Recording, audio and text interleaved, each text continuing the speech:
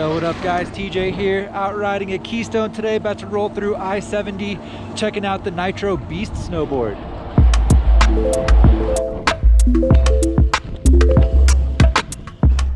The Beast is an all-mountain freestyle snowboard from Nitro, and it's a true twin snowboard. So it's exactly symmetrical, gonna ride exactly the same in either direction.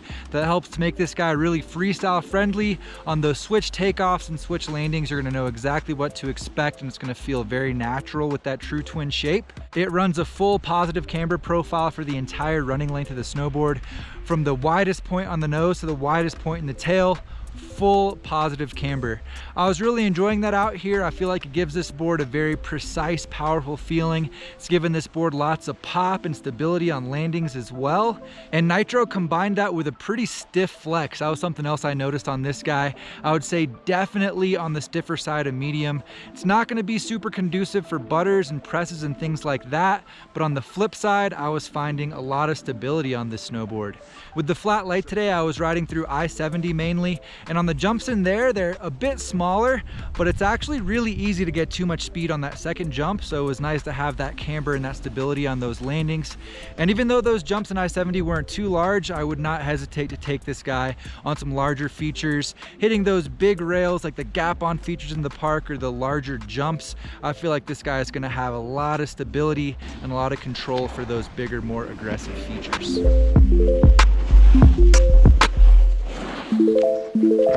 With that positive camber and that stiffer flex, I felt like this guy was doing really well at high speeds, carving and cruising around the mountain as well.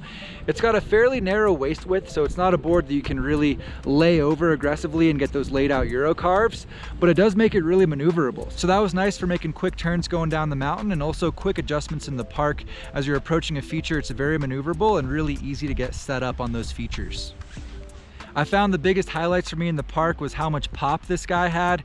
Really easy to ollie onto features, getting some nice pop on those jumps. Also the stability, like I mentioned before, if you get into trouble and you're relying on the board to kind of get you back onto your feet, this guy's gonna have tons of stability for that. It's not the best snowboard for those more technical rail tricks where you're gonna need to do those presses with that stiff flex and positive camber. Getting into a press is quite difficult, but it does hang on to the rails really well. So if you're getting sideways and you start to slide out kind of onto the nose or the tail, you can lean into the nose or tail and it's gonna actually hang on and keep you on the rail rather than flexing out. So it's a kind of a bit of a trade-off there when it comes to rail riding.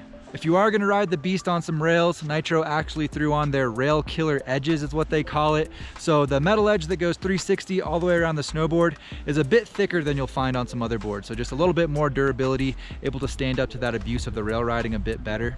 Overall, this is definitely a solid all-mountain freestyle snowboard. It's very park friendly. I think it leans a bit more to the jump side of the spectrum when it comes to park riding, but you can really do anything on it. And it's still going to be a great board for exploring the rest of the mountain with that stability, that positive camber. It's hanging on to turns really well. It's going to be fine for doing drops and side hits, going through the trees.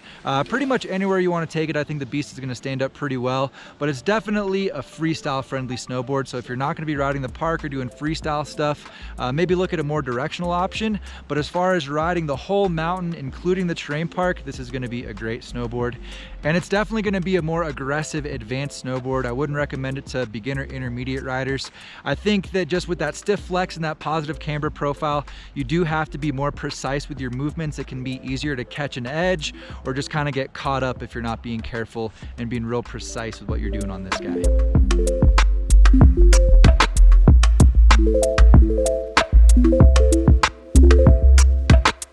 Alright guys, so that's my review on the Nitro Beast. I think the name is really fitting. If you're looking for something that's going to handle those higher impact scenarios, just charging aggressively at high speeds and a board that you can count on supporting you, this is definitely going to be a good option.